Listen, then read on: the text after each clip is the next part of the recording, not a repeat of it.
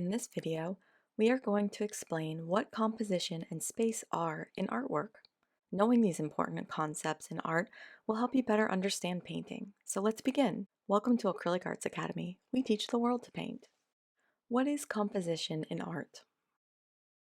Composition is the arrangement or placement of elements within an artwork.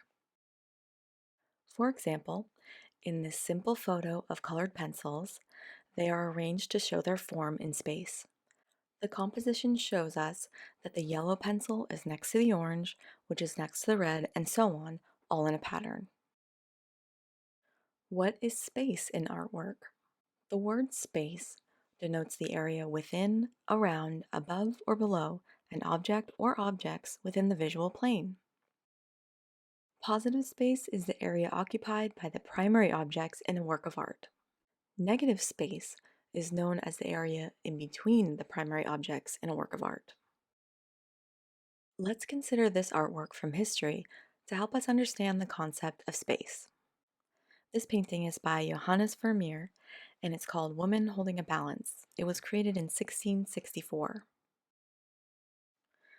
The composition is such that the visual weight is mostly on the right side, with the female figure, the painting on the wall, the table, and the drapery acting as the positive space. The negative space is what's located around the central subjects and is represented here mostly by a blank wall in the background. Let's review these important art concepts that we have discussed today. Composition is the arrangement or placement of elements within an artwork. The word space denotes the area within, around, above, or below an object or objects within the visual plane. If this video helped you understand composition and space in art, please give it a thumbs up and subscribe to our channel for more helpful videos like this.